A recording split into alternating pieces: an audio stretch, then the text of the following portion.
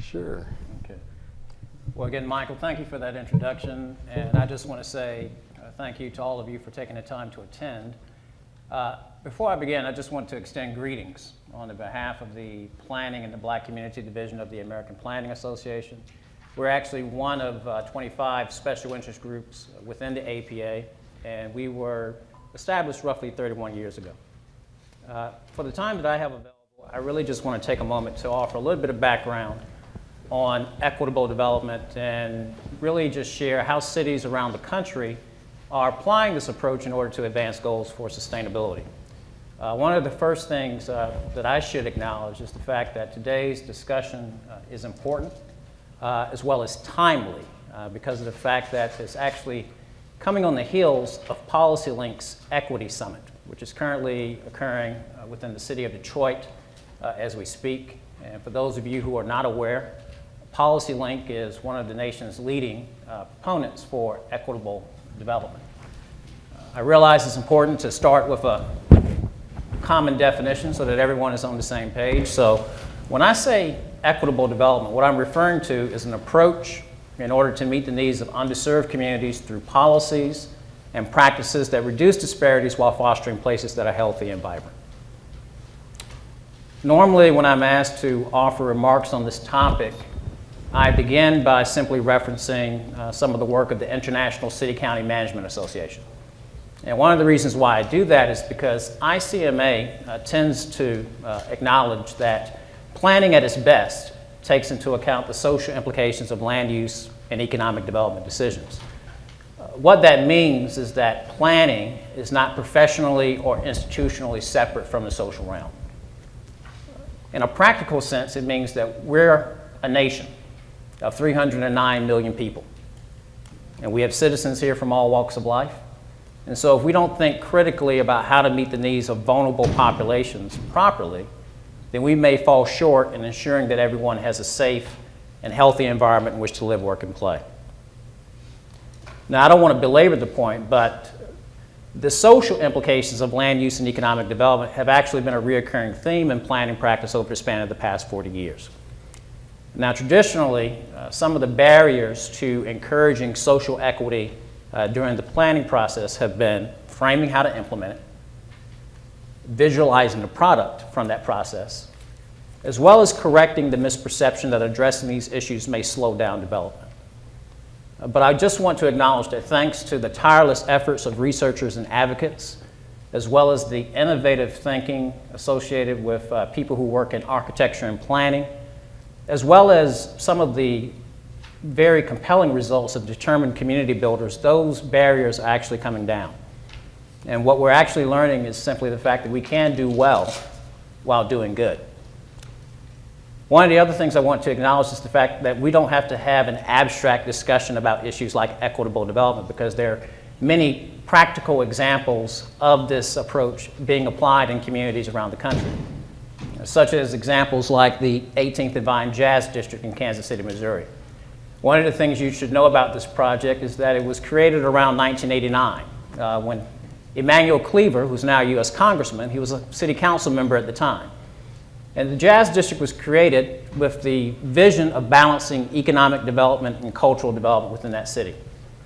The neighborhood where the 18th and Vine Jazz District is now was an area that experienced a period of decline over the span of about 40 years, like so many other urban areas within our country. But Emanuel Cleaver had the foresight to realize that this neighborhood had a place making dividend. And today, Kansas City has distinguished itself as a city that has attempted to create a sense of parity by focusing on issues of heritage preservation as well as embracing the cultural assets within that city. The other thing that's worth noting about this particular project is the fact that it has resulted in this district becoming a very successful neighborhood by focusing on ways in order to give residents and visitors an authentic experience. Another example I could reference is really the ReGenesis project in Spartanburg, South Carolina. One of the things I really like about this project is the fact that it emphasizes that there is a real nexus between issues pertaining to environmental justice, land use, and sustainability. There are a lot of important things to note about the ReGenesis project in the sense that it's a project that really demonstrates the effectiveness of collaborative environmental problem solving and effectively demonstrates how ordinary citizens can achieve extraordinary outcomes, such as cleaning up 2 Superfund sites and managing vacant properties, as well as conducting community design charrettes that helped the neighborhoods that were the focus of this project to be placed on a new trajectory in order to improve quality of life for the residents who were affected by some of the pollution that was a legacy problem within that neighborhood. Some of the other things that's worth noting about this particular project is simply the fact that Harold Mitchell, who was one of the residents in the neighborhood that was the focus of this area, was very successful in taking a $25,000 grant from EPA's Office of Environmental Justice and leveraging it into $250 million worth of investment for his community. A third project that I could mention is really the Fruitvale Transit District in Oakland, California. One of the important things about this project is the fact that it demonstrates that in terms of advancing goals of sustainability, one of the keys to the success of advancing such issues is really to be pliable. In this instance, the Bay Area Rapid Transit Authority had the option of either initiating a project that lacked community support or moving forward with an effort whereby they will work with the residents within that district in order to frame a plan for the local area. Fortunately, the Transit Authority opted to work with residents to focus more so on public involvement, as well as to focus on creating a vision large enough to meet the needs of physical, social, and human capital. And the outcome of that process is a very compelling transit-oriented development that works to bring residents within the community together rather than to buffer or separate neighborhood assets. And one of the important things to note about this particular project is the fact that it demonstrates that the success of place-based initiatives will really depend on how effectively we can engage untapped audiences, as well as leverage the support of untapped talent that can help us in order to further goals of sustainability within cities and regions within our country. Now, as a planner, I like to talk about great work because the results speak for themselves. And one of the important things that I do need to acknowledge about all of these projects is simply the fact that they've demonstrated that compelling results for equitable development are not the result of serendipity. They're the outcome of clearly set expectations, collaborative problem solving, and persistent leadership. The other thing that I just want to note is the fact that as city leaders and as stewards of the built environment, we have some very important choices to make. The Center for American Progress conducted some research around 2006 that looked at the importance of moving from poverty to prosperity. And one of the interesting things about that report is the fact that they were able to articulate quite well that what sustainability really means is the fact that we're wrapped in a garment of mutual destiny.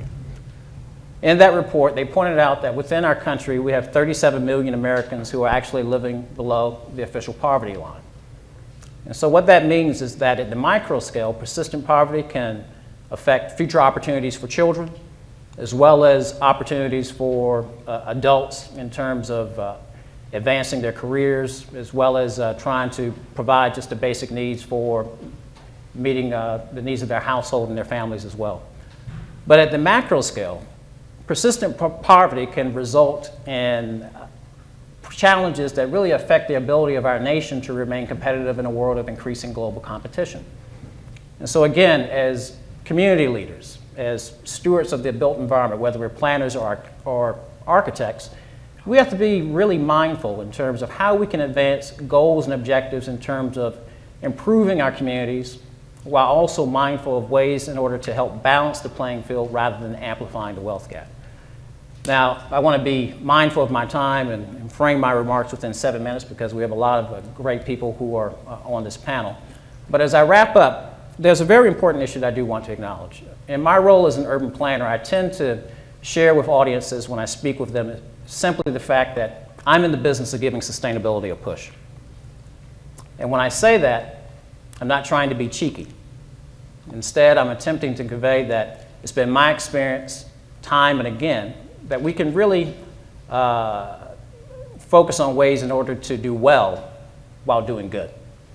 The other thing I just want to acknowledge is simply the fact that in terms of advancing goals of innovation, one of the important things to note is simply the fact that the premise of innovation requires acknowledging the fact that healthy things grow, including paradigms. And so it's been my experience that as we work in order to encourage communities that are more livable, more sustainable, that improve our quality of life, that we also have to be mindful of not just advancing a triple bottom line, but moving beyond that in order to advance goals of social equity as well. And so I just want to leave you with that, particularly as we continue this conversation, as we work to focus on strategies that not only make our communities sustainable, but focus on ways in which we can make them whole. And so I want to thank you for indulging me. I appreciate your patience. And for those of you who are interested, I do have a takeaway that I'm happy to share with any of you once we reach the end of our discussion.